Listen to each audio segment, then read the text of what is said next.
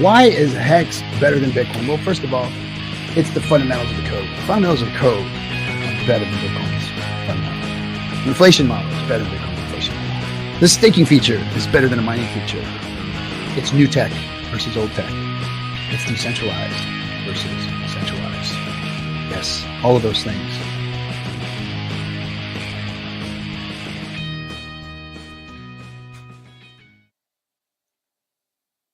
Hey, what's happening, everybody? Welcome to Chatting with the Captain. I am the Captain, your Captain, RG3, the beat-up old crypto pirate, cosplaying as a pirate, wearing a wig, all the things that I get criticized for, but still working to pump your bags. Why? Because that's what we've always done. We've always tried to pump your bags, whether it's talking with people who have helped build projects on Richard Hart's ecosystem, whether they were good, bad, indifferent, or whatever. You do your own research, you check it out, and you push the button if you want to. Or we're just having events, getting people together. I know that there's been some talk about that. I'm going to talk about that real quick before I bring my guests up. Richard made a comment about conventions being a waste of money, blah, blah, blah. I don't think he was referring to us. I'm sure that there is more efficient ways of spending our money out here. But what's really cool about this event that's coming up, in my opinion, is that we've got new people. We know the rosters of the people that show up at our events, and we've got a lot of new people showing up. So we're onboarding, and that's one of the things Richard says that these are good for is for onboarding. So we're onboarding. We're also getting Hexkins together. We're bringing new projects from Pulse Chain together, devs and people who are building on Pulse Chain. So I don't think I'm rebutting what Richard says. I agree with what Richard says. I think that some of these things out there where people are charging you $5,000 to go to one of their events is a little over the top. And some of these gurus that are out there claiming to be able to teach you this and teach you that, a lot of the Hexicans that have paid groups, I've seen a lot of value come out of those people that have learned a lot from them, from dollar costs, from Silver the Antidote, from Crypto Coffee. All these people who had paid groups and whatnot put out some valuable information, taught people a lot of stuff. So I don't 100% agree or think that. I don't think Richard was talking about some of the things that are going on here, because I've seen a lot of value in the paid content and in the events. One of the things that I've been criticized for, which I want to dispel right off the bat, is that I somehow furnish an extravagant lifestyle with these events off of your backs. That is not true. That is very far from the truth. In fact, these events have cost me money. I have not made a dime off of it. And the money that is made is given to the people who work and put the event together and put a good event together. And that's why Kaylin is so very special to us, because she doesn't get enough credit for what she puts together. She puts together fun, informative, badass events every single time, from the food to the entertainment to the information that you get. She just does a really good job, and she doesn't get enough credit for it. And she doesn't make a lot doing so, and she's very valuable. So I'd hate to lose her, but anybody out there who wants really good events put together, Kaylin's the person to do it. And I'm sure she'll get some calls now. But anyway, I think that there's a lot of value in networking and not hiding from people and not being afraid of everything. We have a lot of people out here who are afraid of everything. They hide in their corners and they poke fun at other people trying to do things versus actually getting up off of their asses and doing something themselves. They'd rather criticize other people or try and make other people look bad so they can feel good. And that's just weak ass shit right there. That's no leadership. That's weak. Any leader that's worth his salt is out there in front of his public, is out there meeting with his people, is out there shaking hands, high fives and hugs, and explaining what's going on face to face. Any leader that's worth his salt. And I'll challenge anybody on that. Anybody, Richard, anybody. Get in front of people. Show them who you are. That's when you start getting loyalty. That's when you start getting people up doing things that make differences. And this 2D world that all of you little scared boys live in, I got news for you. That's not how the real world functions and operates. And you're in for a big surprise when it comes down to you having to go out there and make it in the world by just doing it behind a computer. I'm sure people do it, but I'm telling you, there's something about getting in front of people. Any big deal or any good deal that I've ever made, anything that's ever been worth anything, we've met. We've done business together in that fashion versus just some kind of 2D. I'm scared of you. You're scared of me. We don't need to tell each other our names, and let's go do this stuff together on the internet. I don't know. I've never seen that be successful. In fact, everything that I've ever done with anybody in 2D has been an absolute fucking disaster because most of you guys have no business acumen, no leadership skills, and you don't know how to conduct business in a proper fashion. So anyway, I think in-person meetups are important for this community. I think they're important to build the camaraderie that we have. I think that they have built the camaraderie that we have. And for anybody to dispute that, I think you just haven't been to an event or you're just sour grapes. But anyway, that's my take on it. I'm glad to see you all here. And we are having an event March 6th through the 9th. And that's going to be in Vegas. Going to be a lot of fun. Going to be very informative. Going to get to meet legal professionals. You're going to be able to meet politicians, hear them speak, and a lot of different projects from within Pulse Chain that have done well, that are doing well, that are going to be there displaying what it is they're doing and speaking to you at that event. So go check it out, pulsechaintour.com. That's where you can get your tickets. Still selling tickets and making everybody happy as they show up. Those who aren't happy are people that don't go. All right. So with that said, hey, Red Squirrel, what's happening, dude? Good to see you, man. Good to see you. And arroz con pollo. Yeah, Chad Dad's coming in right now. What's up, Dorsey, Tam, all you guys? Thanks for coming. Appreciate you all. So this next guest that I'm going to bring on is what I like about this is he's like, I'm just a Hexican, man. I just want to come in and talk to you guys and let's have a little chat about what's going on right now. Because I'm ready for the bull market. So we're going to have that little talk right now. And he and I have a lot of things in common. So I'm gonna, without any wasting any more time, I want to make sure his name's right. Yep. Okay. I'm going to bring him up. Everybody, Cody Peterson. What's happening, Cody? What's up, dude? Can you hear me? Am I coming through? Yeah, you're coming through, man. Loud and clear. Good to see you, man. Thanks for coming and hanging out with me tonight. I appreciate it. Yeah, man. Thanks for having me. I appreciate it. It's cool to be invited. So you're you and I are locals. We're homeboys here. You're around here somewhere by me, right? Well, I spent a lot of time down in those parts, but I'm in Arizona, but I spent a lot of time in Vegas. So I'll probably check out the little shindig. Right on. Good. Well, I hope to see you out there. So you're in Arizona now, but gotcha. So now you're local to me, but you're living in Arizona right now. All right. Yep. Cool. So let's go back into history real quick and let everybody kind of know where you came from.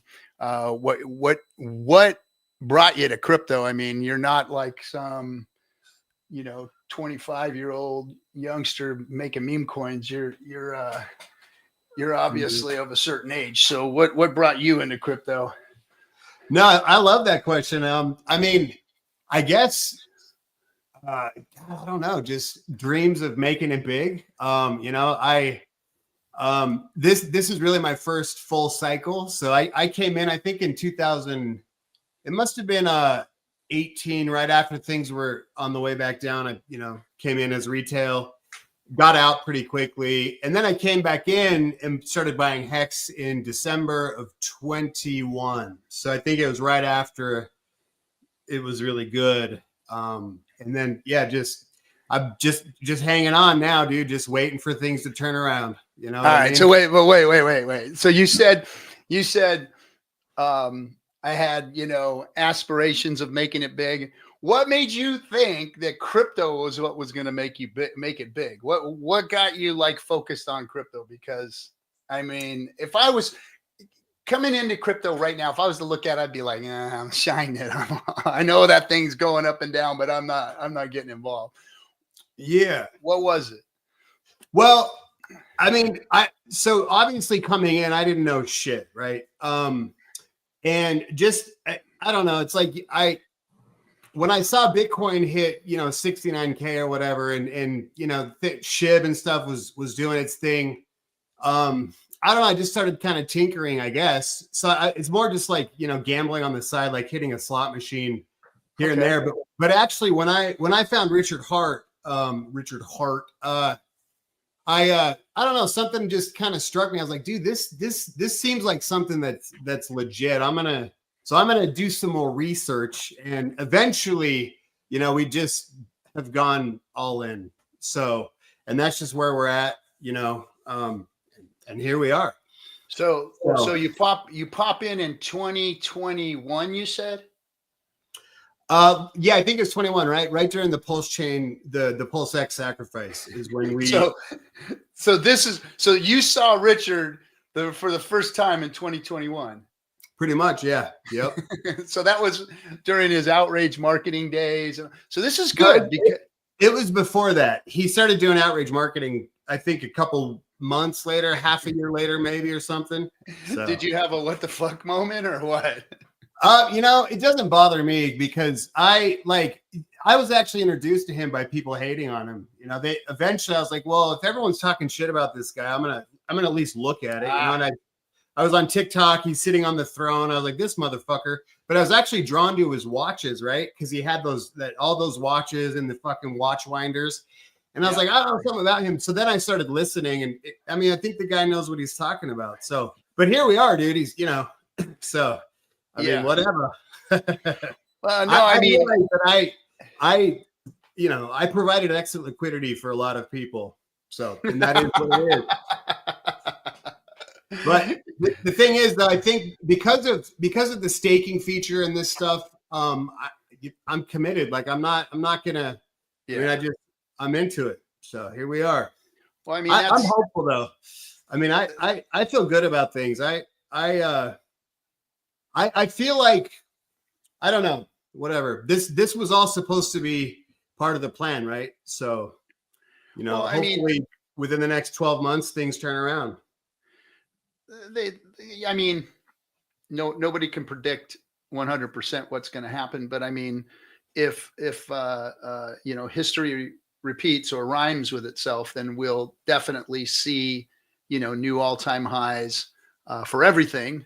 As more people, pour into crypto and start, it's funny, things get called Ponzi's within the crypto space. And if you were to zoom out and go back into the real world, the whole crypto mess looks like a big Ponzi with, pumps and crashes, pumps and crashes, pumps and crashes.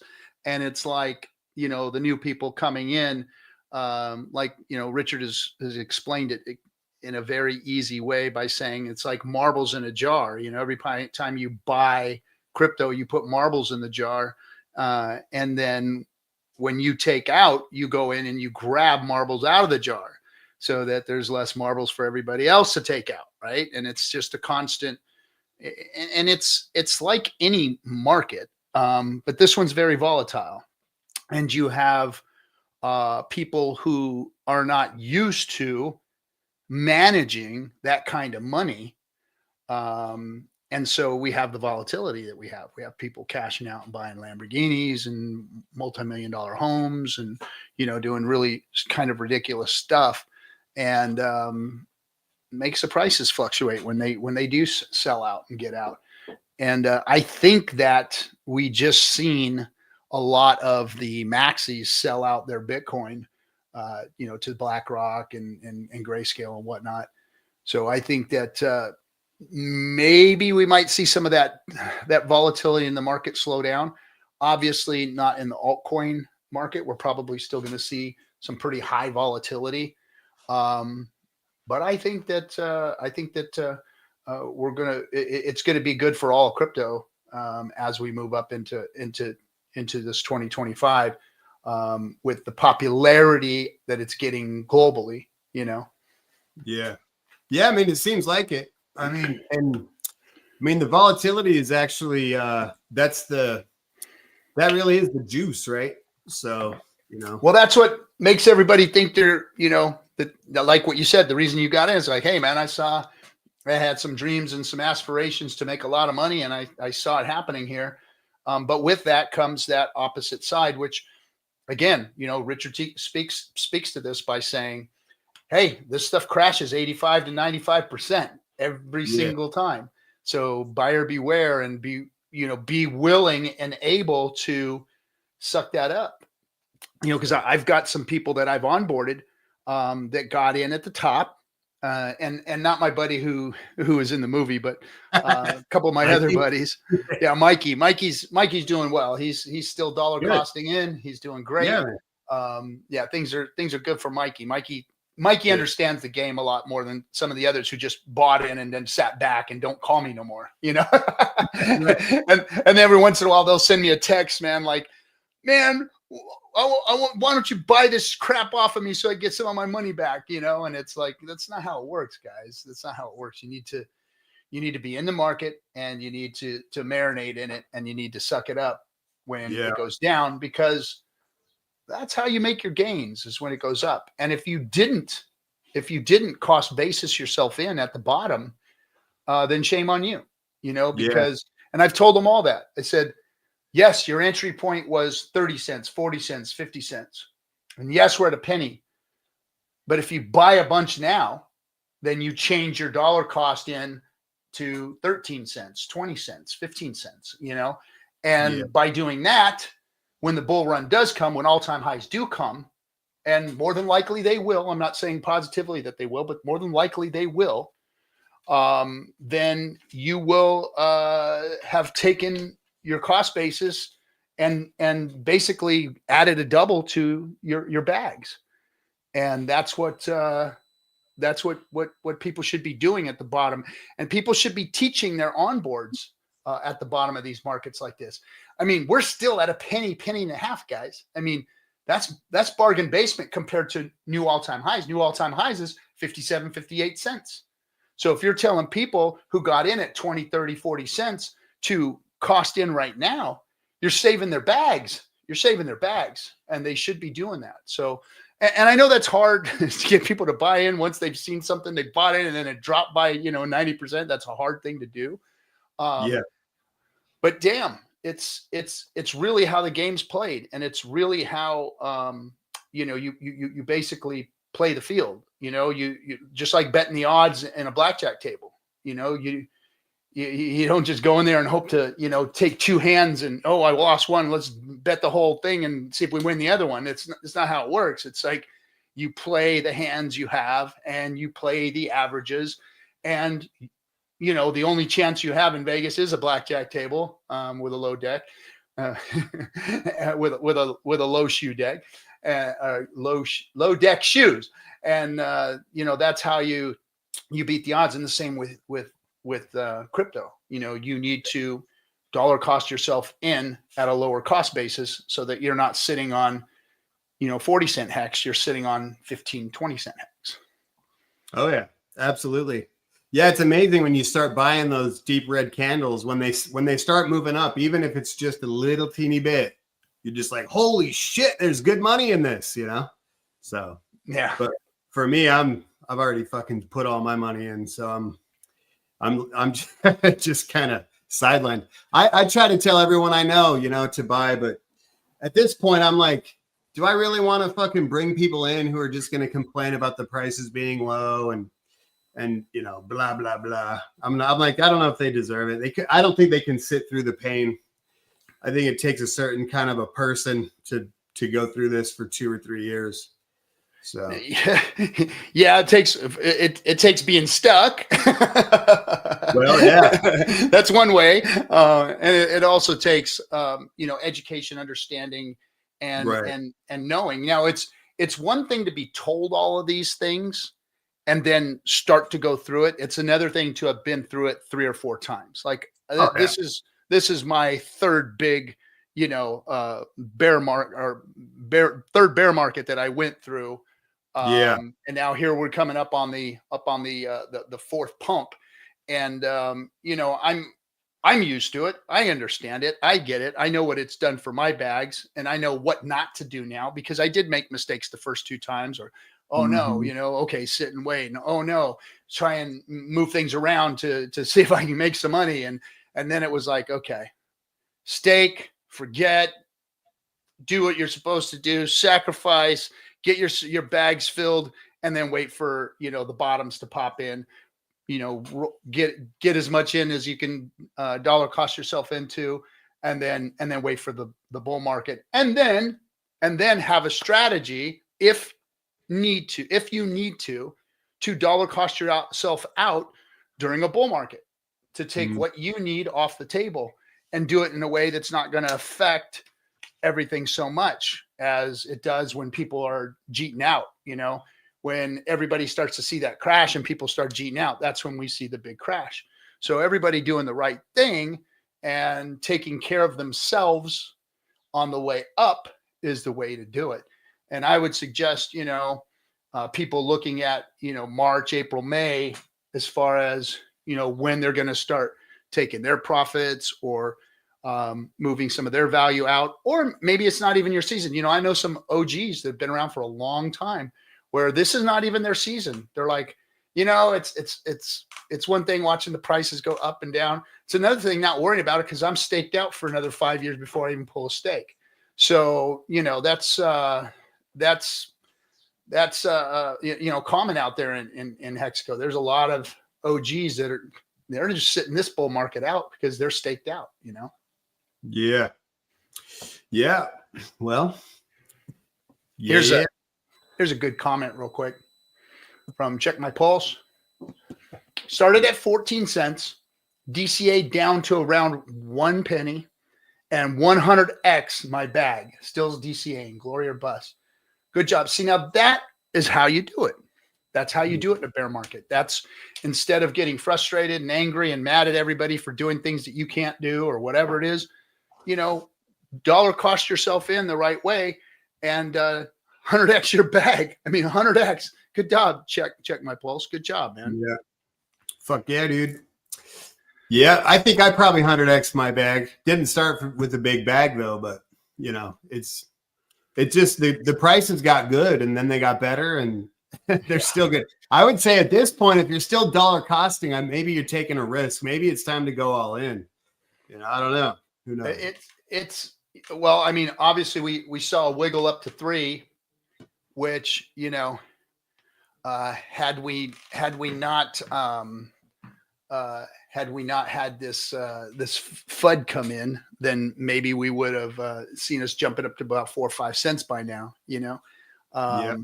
But obviously, as soon as we started moving, started shaking, this new FUD about Richard came out and really crashed things. So, yeah, not happy about that, but it is what it is.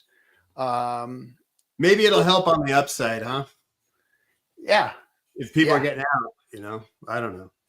That's theoretically that's how it's supposed to go, right? But who knows? Who knows? Who knows? Who knows? So on as far as I don't know if you want to, it's up to you whether you want to talk to it or not, but what do you do outside of crypto? So I mean, the main thing that's going on for me is obviously that I published a book recently. Yep, I got it. I do construction. We do rain gutters and patio covers. You know what I mean? So whatever.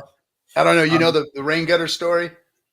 Yeah, I do. I know the rain gutter story really well. So So, that was my flex. My hex flex was the rain gutters. oh, really? That's fucking funny. Yeah. There's so many. I've met a lot of people that have do rain gutters. Like, I think if you know how to do rain gutters, you're a badass, bro. Well, I didn't do them. I had somebody yeah. that was my flex when I finally, had made enough crypto where I could take some profits. First thing I did was, my house had been getting yelled at for 20 years because the rain screws up the gardens and everything around the house. And we've had to like repaint the stucco from the dirt getting up on it from the rain gutter, from the not having rain gutters. So the first thing I did was I put rain gutters up on the house, and that was my flex and the trip is that I just found a rain gutter company and had them come out, and they did a little deal. And the guy came out first time, and we were talking a little bit, and he asked me about, what I did. And I told him, I'm just kind of I've got crypto businesses and I work in the crypto space and whatnot. And he said, oh yeah, I got a friend that's really into it. And he's into this thing called Hex. And I was like, he's always trying to get me in. I'm like, yeah, man, tell him you're putting rain gutters in for RG3. So he called the guy up, and the guy's like, oh shit, you're at RG's house putting rain gutters up. So literally, like, the guy that I picked to do my rain gutters was friends with one of the Hexicans in the area. So cool, yeah, so I ended up getting a Hexican putting up rain gutters. Yeah, it was cool. That was my flex, was my rain gutter. So it was that's great. Were they copper? What's that? You should have got copper gutters, dude. That's the real flex. Oh, wow. I didn't want to go overboard, but they did come out and custom make them all, and I think that's a trip. They got the dies and everything right there in the back of the truck. They just put the big reel. I always wondered, like, how are they going to get those big giant pieces, 14-foot long ones up there and stuff? Boom, they just put them out right there. I was like, oh shit, these guys are bending these things right in front of my house. So yeah, it was a interesting learn. Yep. Yeah, that's what we do. We own a company, so we've got a few guys that work for us, and it pays the bills. It buys the cryptos and pays the bills. So yeah. No, I was in the construction industry, in the construction world for many years. That was my thing. I worked at as a millwright, so I moved heavy equipment and machines and put them together and stuff. That was my construction world. But it's good to be out of it. It's really good to be out of it. My body is happy. That's for sure. I'm sure you probably don't do the, you're not out in the field anymore, but yeah, it's I'm glad to be done with that chapter of my life. That's for sure. Yep.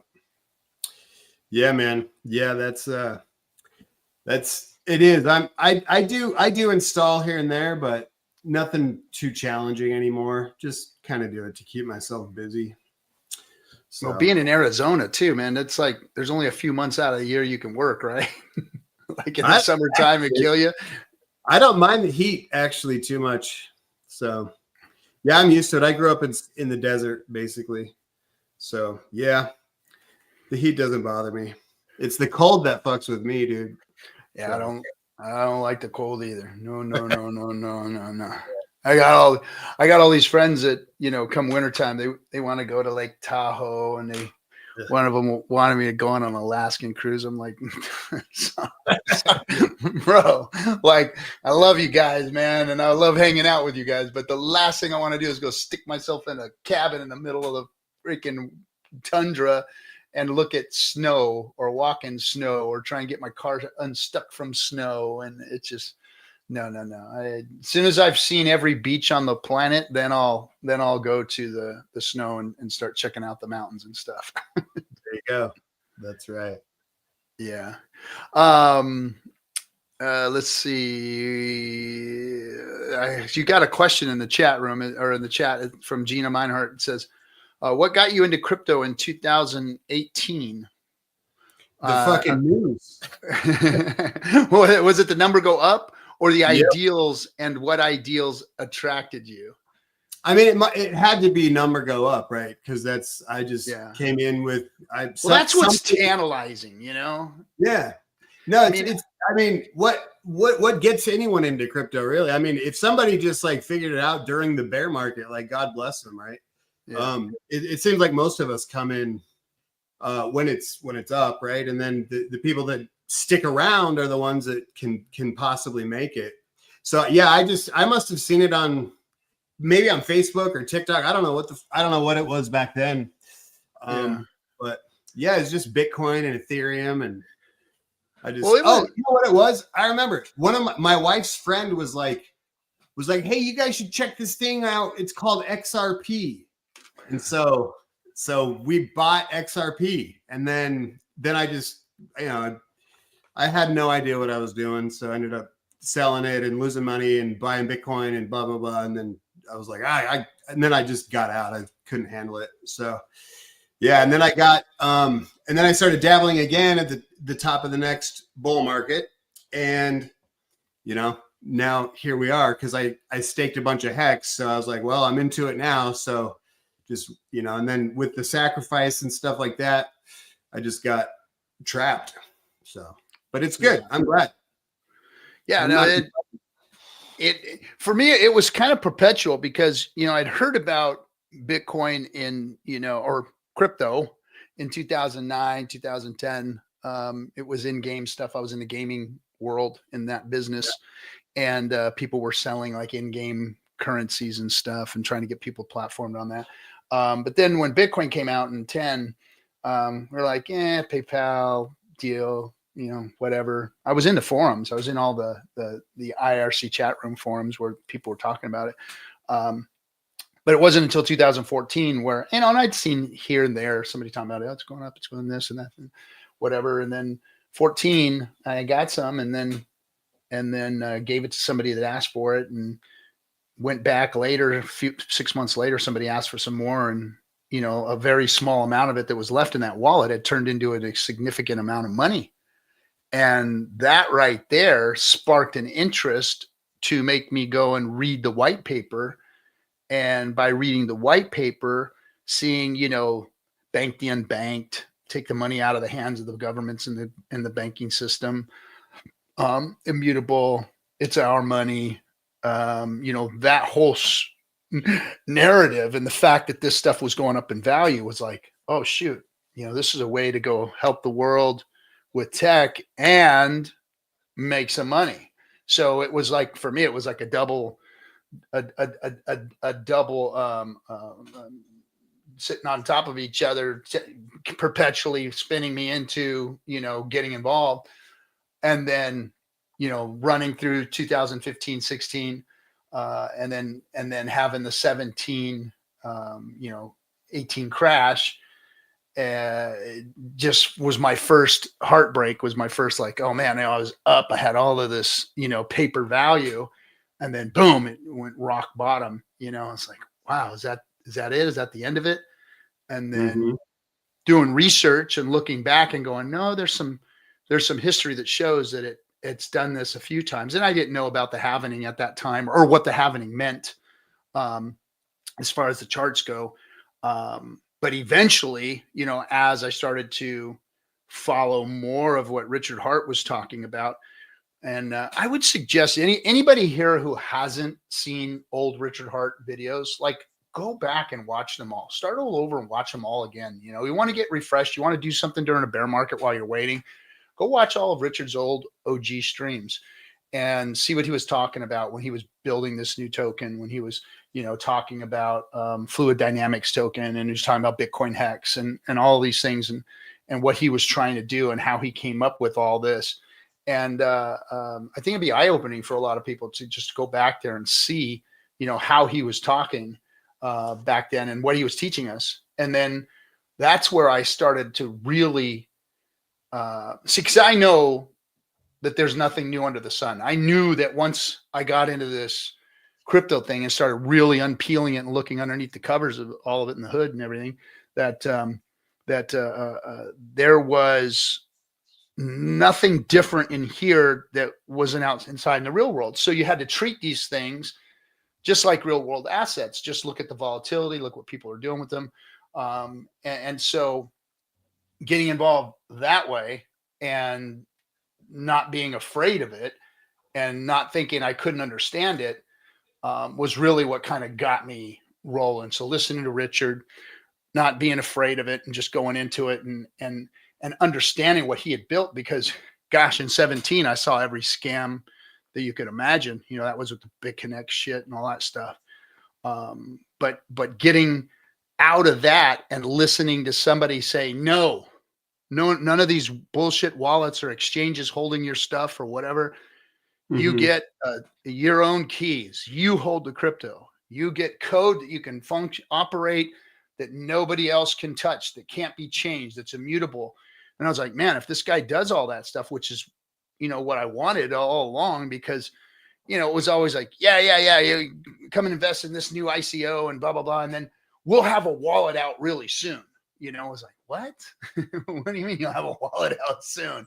You know, or you'd have to do this kind of weird, you know, changing the ERC 20 tokens over to get the other ones, and have to send them to somebody to send you the tokens. And there was all kinds of middlemen stuff and weird stuff going on back then. And, you know, they'd give you bonuses on whether or not you got in early and this and that. And you know, and half the time you couldn't get a wallet that would hold some of these cryptos. So you had to hold it on their exchange. And there was all these weird exchanges out there, you know. And so with Richard, it was a breath of fresh air. And then with Uniswap launching, it was kind of like the perfect marriage. The two of them coming together at the same time was like, wow, now we have everything we need. We have a decentralized exchange. We have decentralized crypto. Wow. You know, and then when he said pulse chain, it just kept snowballing into, you know, getting better and better and better. And what Richard was putting out there for us, you know, and now we have our own EVM, you know, we have our own exchange, and we have our own crypto that's better than Bitcoin. I mean, it's just because it's not reflected in the value right now doesn't mean that it's not all right there. It's all there, and I think it's extremely underpriced. I think Hex and Pulse Chain and PulseX are extremely underpriced for what it is. It's the best game in crypto, and everybody's treating it like it's not. And that's when that should be a hint and a half for everybody's ass, that this is the asset that you should be looking at. Because why is everybody fighting something that's better? They've only ever said horrible things about Richard and his weight, the way he dresses, his watches. They've really never had anything to say about his cryptos, his blockchain, his exchange. They've never had anything to say about it. When I go out to these events, these Bitcoin events, and they've got it figured out. Once they find out I'm a Hexkin, once they find out I'm one of Richard's, you know, I guess fans or whatever they want to call it.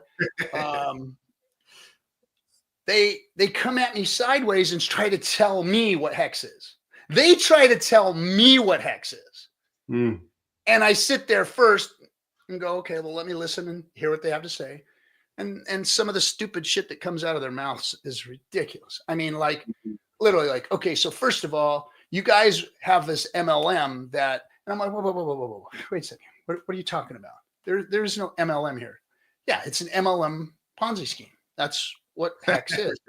And it's like, no, it's not. It is the most immutable, perfect crypto code that exists, and you just don't know it. And you need to be educated, because you're not educating me. See, I know your Bitcoin. I know your XRP. I know your Polygon. I know all of your shit out there. I know your centralized exchanges. I know who's out there. You don't know what I have, obviously, because I'm going to have to sit down and teach you what we've got our hands on and what you could have your hands on. But because you're uneducated and you don't know, you're going to sit here and try and tell me what Hex is, you know, and that's where I know that we have won, because we as Hexicans know both sides of the fence. We know why we're on this side of the fence. We know the grass is greener over here. And just because the price isn't reflected in that, and the price isn't reflected in that because the general public is doing things like delisting us from, you know, exchanges, decentralized exchanges, be that, delisting us from exchanges that we, the community, paid to be on. They're doing all of these things that are counter crypto or counter integrity or counter what they should be doing, the right thing, which is allowing Hex to exist and flourish and people to go out and educate people about what it is. It's shameful that the crypto space has been like that towards us. And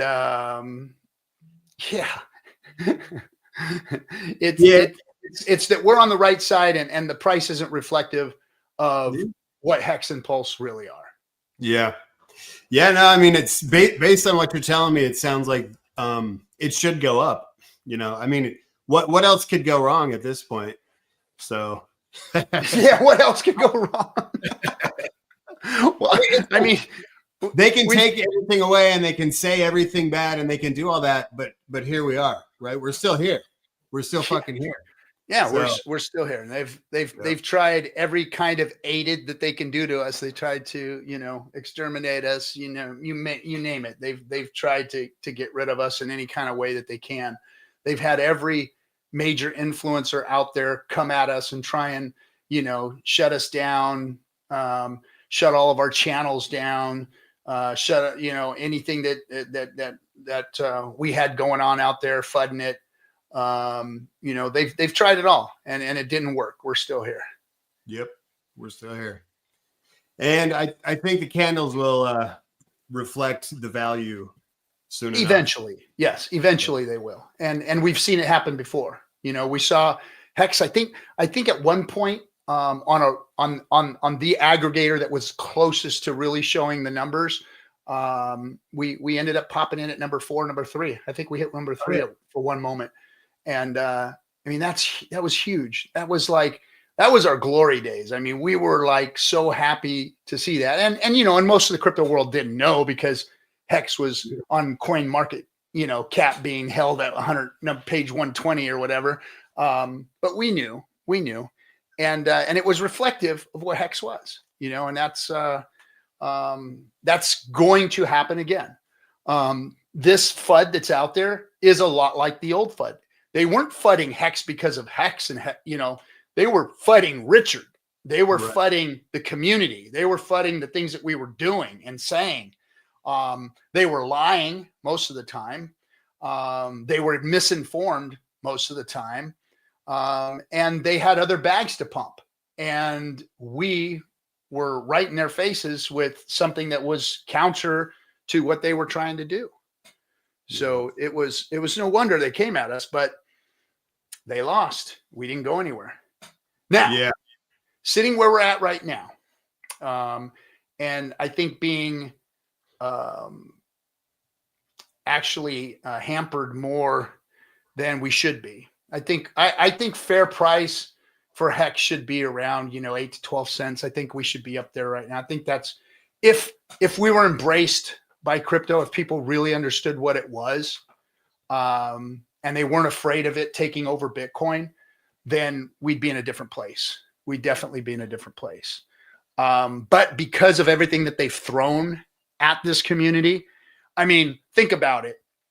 All of the influencers just got subpoenas again from the SEC. That's tough on people.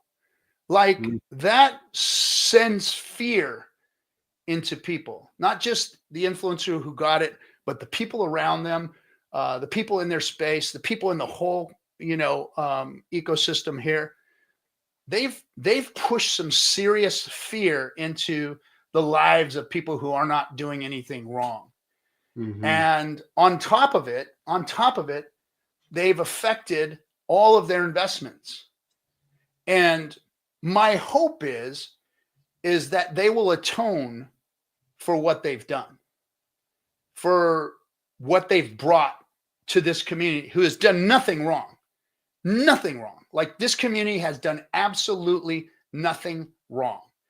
Maybe a few people out there might have got a little zealous and been too boisterous or been too, in people's face or whatever.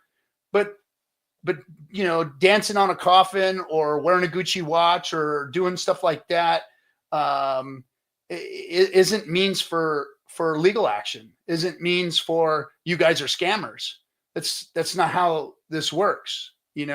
Just because we're colorful, just because we have a founder that's extravagant or what's the word, eccentric, doesn't mean that legally something's wrong or that people have been hurt or scammed. The only hurt that this community has ever seen is number going down because of the FUD, because of the lies and the disinformation that has been spread by Bitcoin maxis, the SEC, whoever's behind Interpol, whatever, that whole thing. All of the things that have hurt us aren't coming from Richard Hart and his products. It's coming from outside into this space. And I think that one day they're all going to atone for it. I think that we are going to be vindicated for what we've had to go through. Again, they're coming at me, asking me for things that don't exist. Like they want to know if I'm involved in building this Hex and Pulse, and like, no, I'm a fan of it. That's all. It's like I like the Raiders, but I'm not getting beat up in the street because my team sucks so bad, right? Yeah. I'm not being, told you can't be a football fan because you're a Raider fan, which probably is something that should probably be done. But I mean, it's the same thing. I run around in Raider gear and hang out in the corner, Raiders, I can do that all day long. The SEC ain't coming at me, and I'm pumping their bags. I'm helping buy ticket sales there, but it's the same thing. And they got nothing on us, but they've been hurting us. And that's the problem, I think. Yeah. Yeah. It seems like it is. I mean, I don't know. It can be pretty hard to just have to sit through it. I haven't seen a good, I saw a little good pump. Let's see, right before launch, we had a little uppity action, and that was nice. Couple shitters have gone up for me, but whatever, dude. Here we are. I'm into it, so I don't know. Yeah. It's not real yet, and I think that there was always something about in this last run, the 3-cent mark and the 12-cent mark were some kind of levels for me anyway. And I'm not a chart guy; I don't look at charts, but for some reason, I thought that once we busted a penny 5. The 3-cent, 3.5 mark was like, that was like real value in Hex. I thought that was real value. I thought that was where it should have been. The fact that it ran up to 56, when it ran up and I saw it hit about the 12-cent mark, that was another marker. I was like, okay, this is another good marker. 12 cents seems like the spot where it's feeling comfortable. It looked good. Everything, the trades, the volume, everything just seemed right at 12 cents to me. And then after it went up past that 24, 30, I knew that there was, that's when I started getting like, oh boy, here we go. This thing's either going to run to $1 or we're going to see, a crash. And sure enough, I thought it was going to go to $1 before it was going to crash, but it crashed. And then the whole market did. It wasn't Hex that was, the cause of it or the root or any of that. But, watching it walk down past 12 and then walk down past 3 and get down in the pennies, I knew that there was more external forces working against us at that point, because I think fair value for Hex should be around 3.5 cents at least. I think that's where it should be right now. Is I think it was moving right into where its fair value was before this FUD came. See what I mean? So it's like it was moving in, it was moving with the rest of the market, and then boom, FUD. Now all of a sudden, okay, back down to $1.05, right? It's like, wait a minute, it's like I think fair valued was 3.5 cents. But when we move, when Hex moves, I think we're going to see all-time highs again. I think that these frivolous lawsuits are going to be pushed behind us, and we'll be vindicated. Hex, Pulse Chain, PulseX will be vindicated. And as long as DeFi has a seat at the table, then I think we're going to see some good movement. Yeah. Well, I'll be here for it. So. Yeah. So we got about 10 more minutes. Anything that you wanted to talk about other than crypto? I don't know. Whatever. I mean, we could talk about my book if you want. Yeah. Let's talk about your book. I think, man, did SJ leave me? Hold on. I think I got to go ahead and give us an intro. And I think I'm gonna pull it. I got it here. Well, this is it. It's called The Shadow of a Figure of Light. It's not a crypto book. It's a book that I don't know how to explain it. So I'm in recovery, and the book is not my story or anything, but what it is it's kind of a deep dive into spirituality with Jungian theory. Nice. It kind of, yeah. So, Carl Jung had a sort of tangential relationship to the 12 steps. He was influential in getting a guy sober, who then helped Bill Wilson get sober, right? So I explore that story, I guess. I actually reveal some new history in terms of that. I figured out that there's this guy named Jaime de Angelo who lived in Northern California in the 1920s. And he was using psychedelic mushrooms with the native tribe up there. And then he ended up befriending Carl Jung. So they became friends. And then Jaime took Jung to Taos, New Mexico. Yeah, there it is right there. So, anyways, and it was important because when they were in Taos, that's when Jung had kind of a spiritual awakening or whatever. And then just a few months later is when he actually met Roland Hazard, who was the guy that got Bill Wilson sober. So if anyone's into the 12 steps and just kind of spirituality and Carl Jung and all that stuff, then it's a great read. I'm getting a lot of cool feedback about the book from like the Jungian crowd. I'm speaking in Zurich in the spring. Yeah, they're into it, and I'm a fucking degen, bro. I dropped out of college and dropped out of high school, so it's been cool to get some recognition from the Jungian community, That's cool, and the 12-step communities as well, Alcoholics Anonymous, Narcotics Anonymous. So yeah, it's kind of it's cool. It was my bear market project.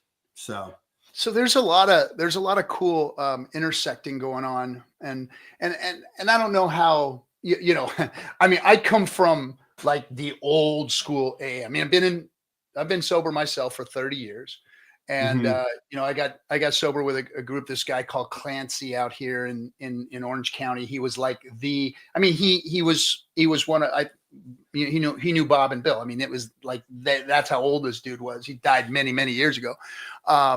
But being in that old AA, it was like, sit down, shut up, listen. You ain't got nothing to say till you got 5 years. And, we talk about Alcoholics Anonymous only here. None of that NA stuff, no drugs, no this and that. So I understood that world and how it got me sober and adhering to those tenets and figuring my shit out. And it worked for me. It worked, for whatever reason, it worked for me. But it took a long process of, going through the physical withdrawals and the physical and mental addiction part of it. And then of course there was a spiritual part of it, which you're tapping into here. But today, I'm seeing a lot of, one part of the book in the big book of Alcoholics Anonymous, it says, science has not done so, but maybe it will in the future, right? To make us drink like regular men. And here we are today, in 2025, and they are literally isolating peptides that are working on the addictive behaviors of different substances. Like they're literally working on a peptide that will work on stopping your physical addiction to alcohol. They've got, the stuff out there for food. They got the stuff out there for cigarettes now. They're literally like science is tapping into this. And then, I'm even seeing AA groups or 12-step groups that are out there, and they're talking about using ketamine and psychotropics to help, cure people from PTSD and help people cure themselves from alcoholism. So there's like all this new stuff going on, and I don't know where I stand it, because I'm 30 years sober in old school AA, and now there's all this new stuff coming out, and and I'm all for science, I'm really all for science, as long as it's paired with, like you said, the spiritual portion of it, the work portion, because you and I both know that alcoholism or addiction is just a symptom of an underlying problem, and it's not. It's not the problem. It's not the drinking that's the problem. It's the why do we drink? What is missing or still in our lives that is bothering us so much that this is what we have to turn to, Yeah, absolutely. Yeah, I agree, man. It's a friend of mine makes a joke, right? Is if medicine could solve alcoholism with a pill, guys like me and you would be in the back snorting them, right? Like, right? Because it's like, oh, that's gonna fix it. Like, what will two do? You know what I mean? I'd steal your pills and help you look for them. So, but that's the thing is, even if science did fix it, right? Like because of the spiritual thing, right? That I've really uncovered with.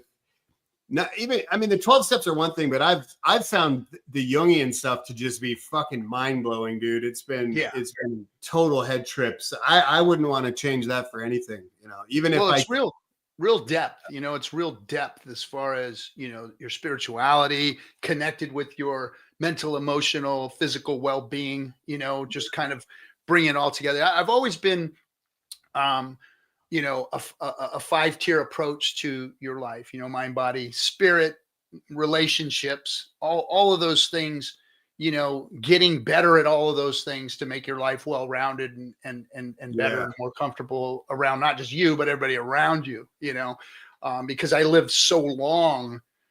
Well, I was 28 years old when I got sober finally, but it was 3 heart attacks later and, deathbed and all that stuff.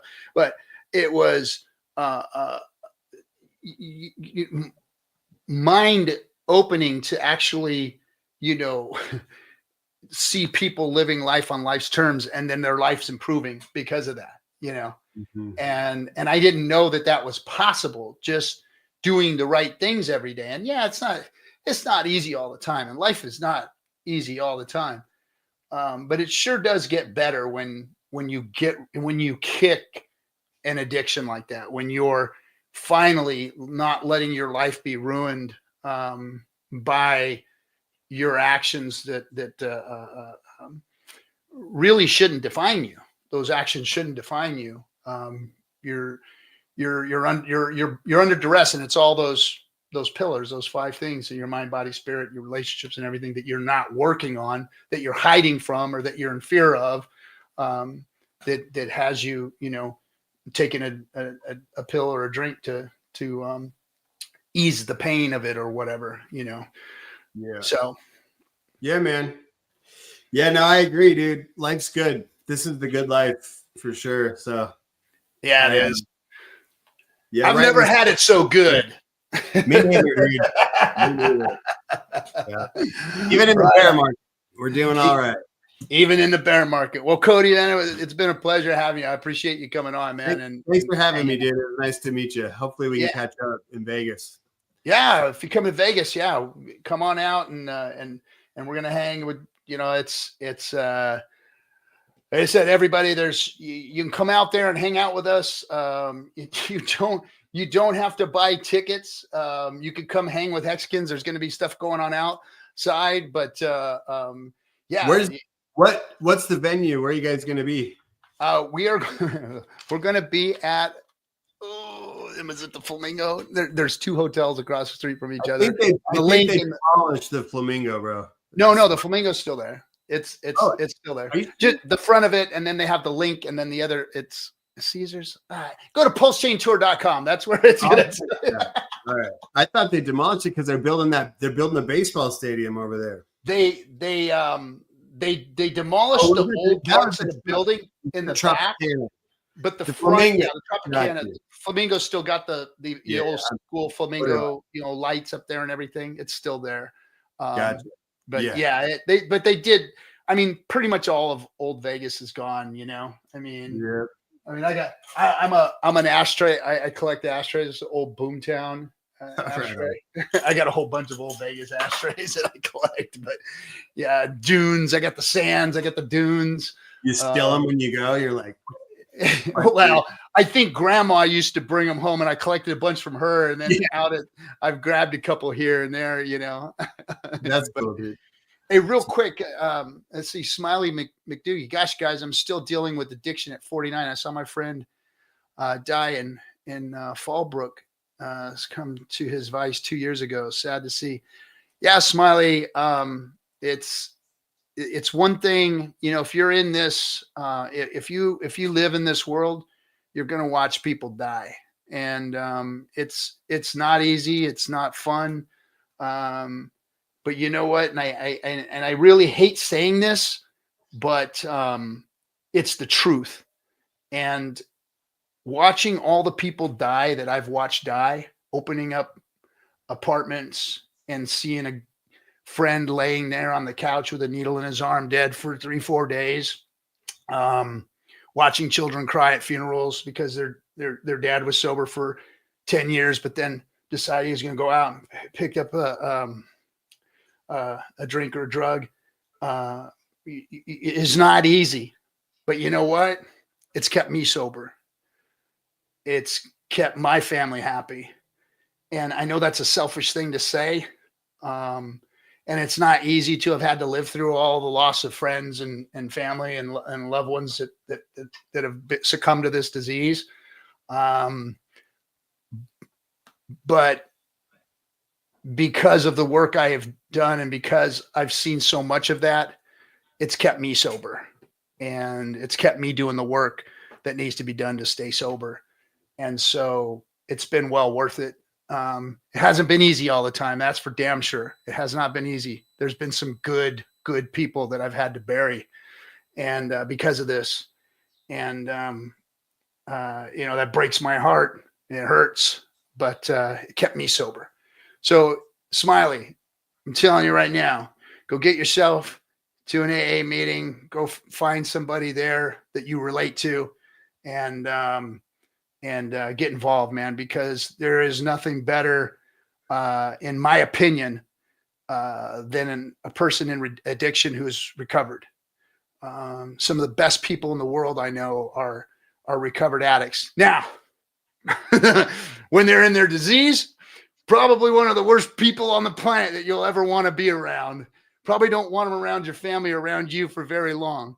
But when they're sober, there's something about them, man, that just they're good people. But when they're in their disease, when they're living in that, they're the worst, and they're the worst of themselves. But something happens when those people get clean and sober, and they turn into awesome human beings. So, Smiley, if you're having trouble with it, man, get yourself out there, shoot a DM to me, whatever, find you a place out where you're at, and get you involved. Because the one thing about, we talked about there being a drug to fix it, stop your addiction and all this. There's something about fellowship. There's something about meeting with people.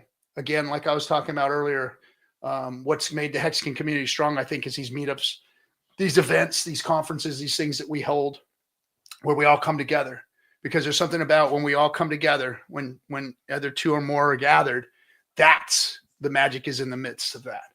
And that's what's important and powerful, is that you're not alone, and I know during the holidays here, sometimes people can feel alone too. But there's other people out there that don't want you to be, that have been through what you've been through, and want to just sit there and put their arm around you and tell you, hey, it's going to be okay. It really is. This too shall pass. And that's what you really want to get connected to, is that fellowship, and being around other people that have gone through what you've gone through or worse. And when you start finding that, and you start seeing how your life can change just like theirs did. I was under a bridge. I was literally under a bridge, and my life has changed miraculously, you know, from nothing to wife, kids, cars, homes, travel, crypto, friends, people that care about me, people that hate me, all that stuff. And I've never had it so good. I've never had it so good. So Smiley, DM us or get yourself to a local meeting and go fellowship with some folks. All right, everybody. Cody, thanks for coming, man. Appreciate you. We'll hang out in the green room for a minute, and I'll close up here. All right, brother. All right, man. Thanks a lot. All right, everybody. See you tomorrow on the F and Hangout. It's okay. I know Richard said no conferences, but come to our conference in Vegas. But if you need to buy crypto, of course, buy some more crypto. But if you want to fellowship, make our community stronger, be part of something greater than yourself, then come to see us in Vegas. Come hang out. There's going to be a lot of good people. There's a lot of good information, a lot of fun too, if that's something that you could pull off. Yes, everybody. Appreciate you. Thanks for coming. Thanks for the support. For those of you in the chat room I didn't get to answer, sorry. Some of you had some things to say. Shoot me a DM. We'll talk. All right, everybody. Thanks. We'll catch you. See you soon.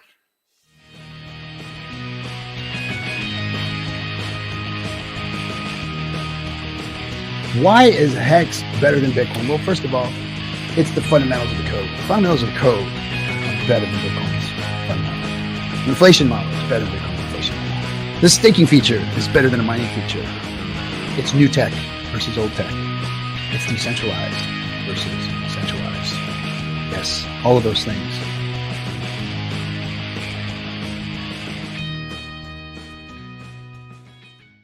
By the way, real quick, we'll have the book and how you can get it down in the description there. All right. So everybody, if you want to check out the Shadow of Figure Light from our buddy Cody here, we'll have a link to how you can get it. All right. Catch you later. See you. Bye.